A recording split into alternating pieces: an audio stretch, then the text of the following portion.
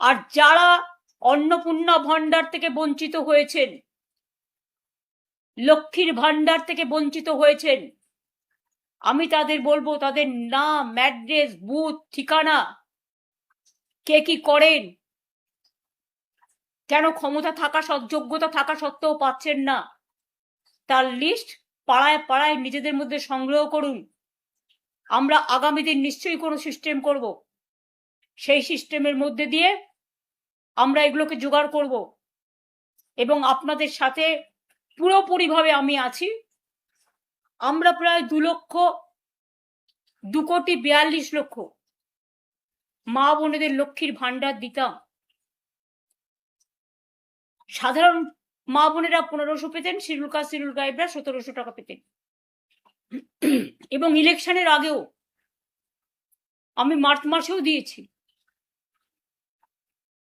তারপর থেকে ইলেকশনের পর থেকে দীর্ঘদিন যাবৎ তাদের প্রায় 75% বন্ধ হয়ে গেছে। সংখ্যাটা আমারও জানা নেই, সংখ্যাটায় কতটা জল মেশানো আছে আর কতটা সত্য তথ্য মেশানো আছে সম্পূর্ণ সার্ভে না করলে বিস্তারিত জানা যাবে না। তবে এটা তো সত্যি, নির্বাচনের আগে যখন বিজেপির কর্মীরা, বিজেপির এজেন্সিরা,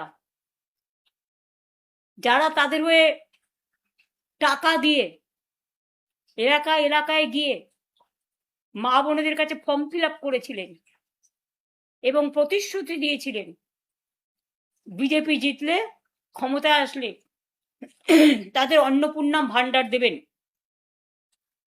তখন কিন্তু কোনো কারণ লেখা ছিল না, কোনো শর্ত আরোপ ছিল না। যতদূর আমি দেখেছি মানুষকে প্রতারিত করা হয়েছিল।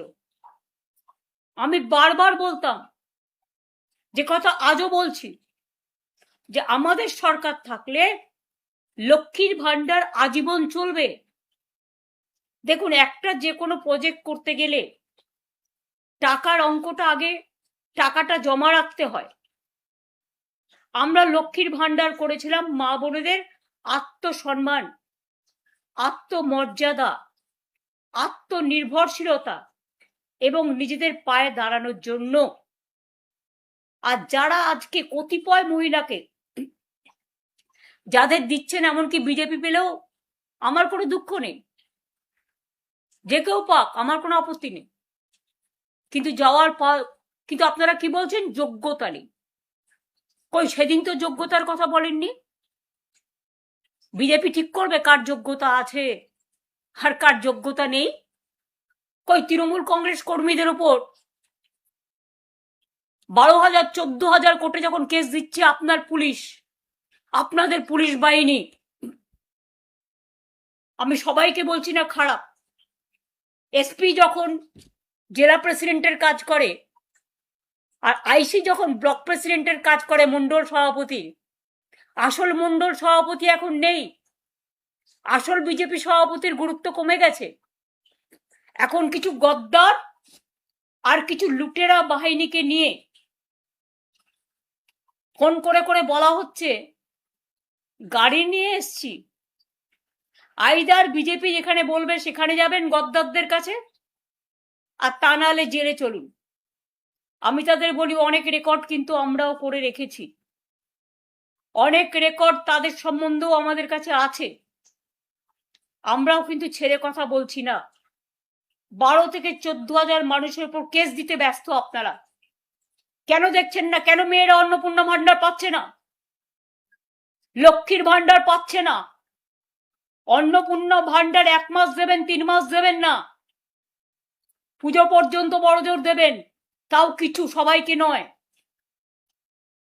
দেখে দেখে দিচ্ছেন, চেকে চেকে দিচ্ছেন, বর্ণ দেখে দিচ্ছেন, ধর্মও দেখছেন না। আপনারা হিন্দু ধর্ম ভালোবাসেন না, আপনাদের হচ্ছে হিন্দুত্ব।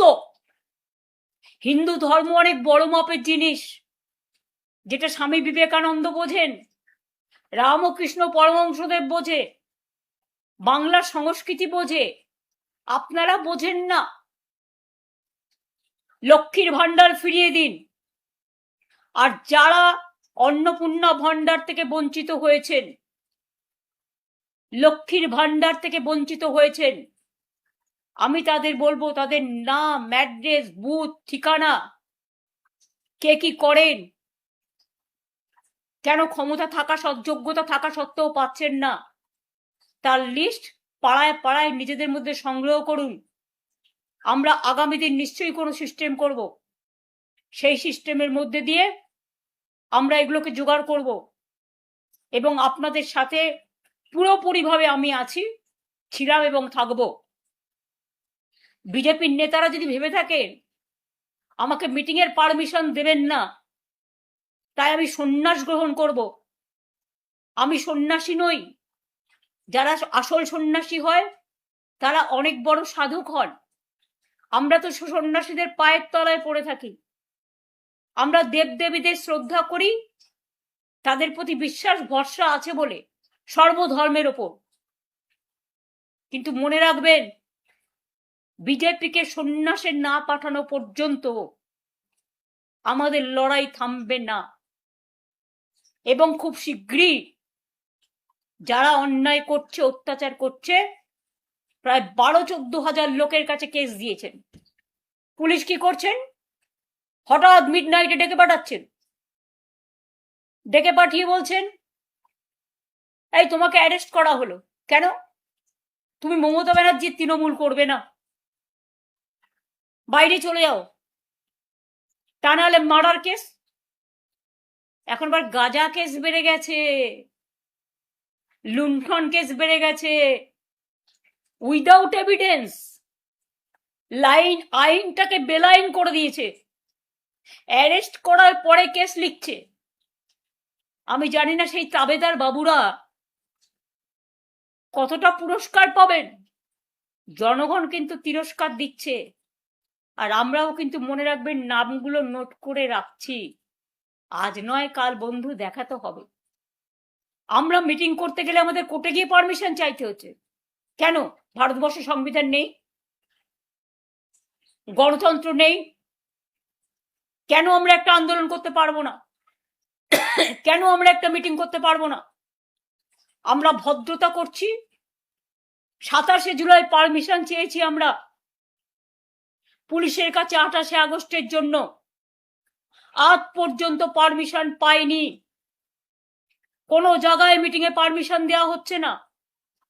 কোনো বিয়ে বাড়ি নিলে ভয় দেখানো হচ্ছে, ডেকোরেটরকে ভয় দেখানো হচ্ছে, মাইক ম্যানকে ভয় দেখানো হচ্ছে, এমনকি হোটেলে ভাড়া নিলেও হোটেলের মালিককে ভয় দেখানো হচ্ছে। যাদবপুর ইউনিভার্সিটিতে গিয়ে তাণ্ডব করে এলেন। যাদবপুর ইউনিভার্সিটির র্যাঙ্কিং এ ইন্ডিয়াতে নাম্বার 1 মাথায় রাখবেন। আমার সাথে মতপার্থক্য থাকতে পারে, কখনো কখনো হয়েছে, কিন্তু আমি কোনোদিন ওদের অশ্রদ্ধা করিনি, কারণ ওরা আমার বন্ধু। ছাত্রছাত্রীরা ওরা যখন অনশন করছিল আমি ওদের কাছে ছুটে গিয়েছিলাম।